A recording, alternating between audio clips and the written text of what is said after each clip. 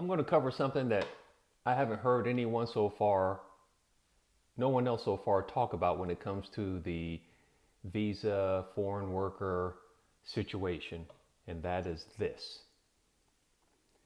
Since it's the federal government that approves and allows so many student visas, H1B visas, H2B visas, L visas, and whatever, to come into the nation and particularly participate in tech, because the American citizen, like myself, is not smart enough to handle our technical issues here in America.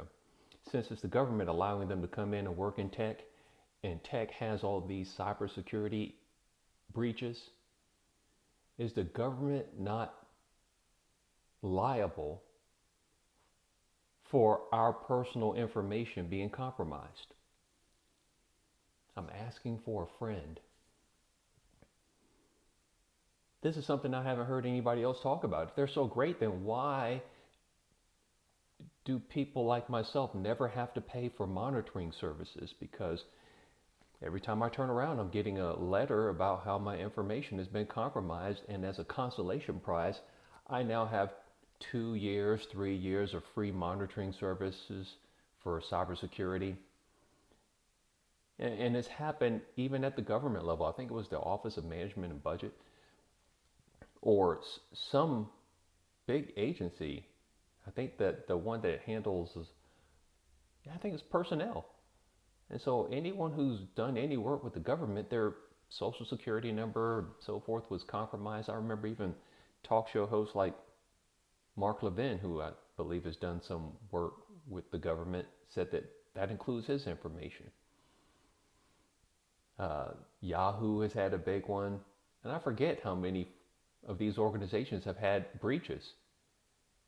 And it tends to be, the larger the organization, the more they have these types of workers that we're talking about.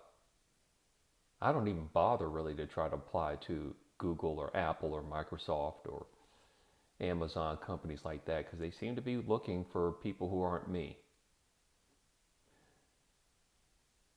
I mean, it seems like the average age they want to be in their 30s, 33 or so, is what I think I saw for the average age of these foreign workers. And so that's going to have some long-term, potentially they don't want someone in my age bracket unless you're already in senior management. And I'm still one of the worker bees. I'm one of the engineers. I like to still get my hands dirty. I fought the urge to be, the pressure to be a project manager. It's just not my bag. 99% of the project managers I've worked with made the work look like something I wouldn't want to do.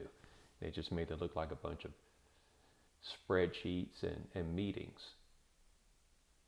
In fact, I just got out of a meeting and we went over a spreadsheet.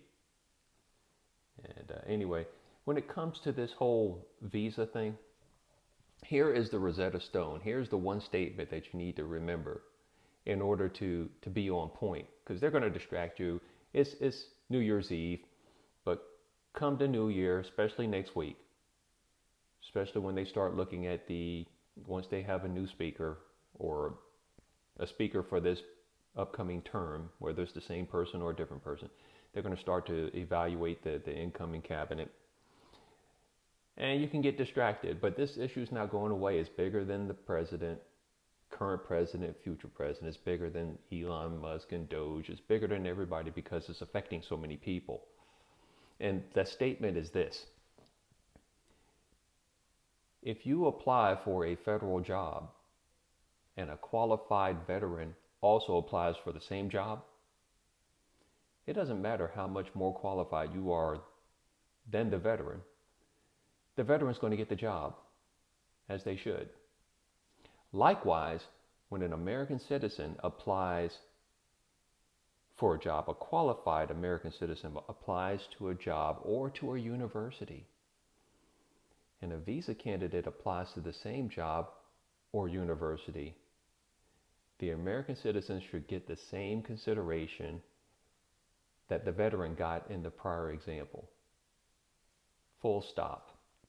That is my Rosetta Stone. That is my litmus test when it comes to what other people are saying. And if they say anything different, I'm telling you, they're your enemy. They are not your friend. I don't care if they're calling you racist. If they do, you try to get them to explain to you why we give preferential treatment to veterans. It's the same logic. Whatever reason they fill in the blank, obviously their average citizen didn't sign on a dotted line and raise their right hand and agree to fight enemies, foreign and domestic, and stand in the way of bullets, potential bullets, to defend the freedoms that the rest of us have. But I believe the American citizen, when it comes down to it, is ready to fight to save the country. They did it in 1776. The militia was regular folks. So I'm glad we're having this conversation. It's interesting that it's happening at this time of the year, and it's making a lot of noise online. Now, I don't think it's going to go away, because we're at a crossroads here. For years, decades, we gave away low-skilled work to immigrants, legal or illegal, because we said those are jobs Americans just wouldn't want to do. Really. And then we gave away all of our manufacturing. I mean, try to go out and buy an appliance made in America. Try to buy clothing that's made in America. So there's that. So we've given away our manufacturing. We say the low-skilled workers are going to be more than likely the immigrants, because Americans just don't want to clean houses. They don't want to do lawn care or construction. And I'm like, you're kidding me? I know some people, they don't want to work car washes. We did it before. People made a living doing that before. There's nothing wrong with blue-collar work. In fact, there are some plumbers who probably make more than I do. HVAC people make more than I do. If I had to do it all over again, if I had children, I'd probably encourage them to go in those fields. Because IT right now, because of what we're doing to it, is unstable. The meeting I was in was about a gig coming up for me, but that's only 3 weeks to a month. What then? So we've given away the low-skilled work.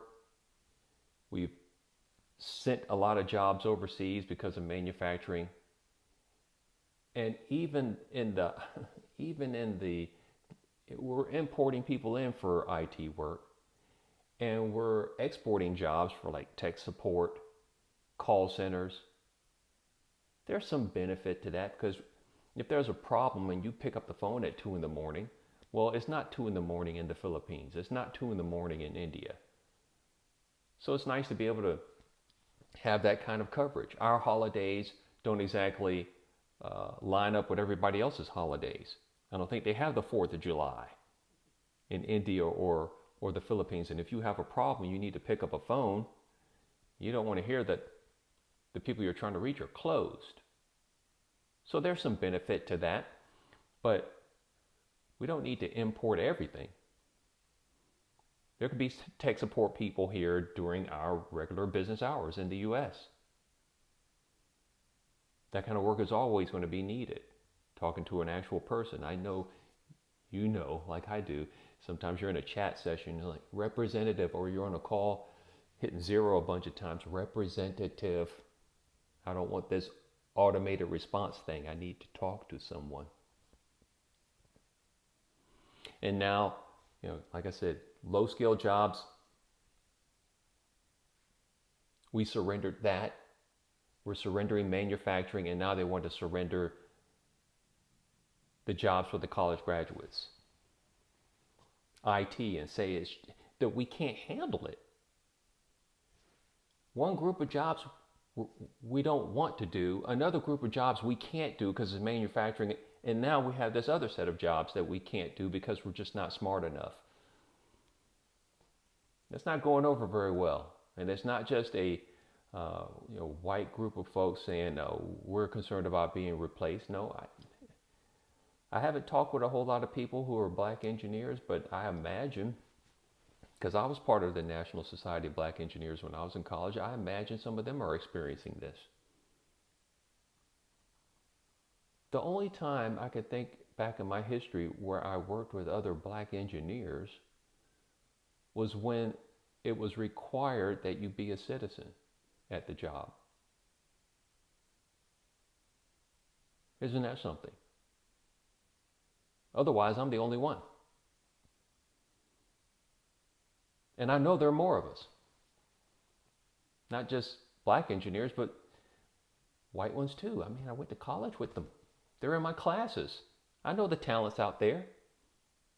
If the talent is so great coming from overseas, then why do they need to go to our universities? Apparently their universities are so great. Why do they get to jump to the front of the line when there's students that want that opportunity, that slot? And I'm not 100% sure that their resumes are all on the up and up.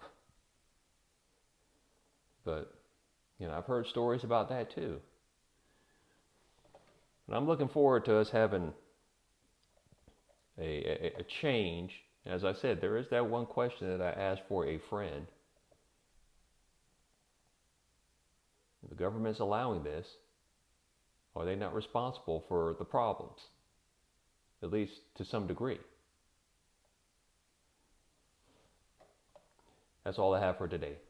Talk to you some other time.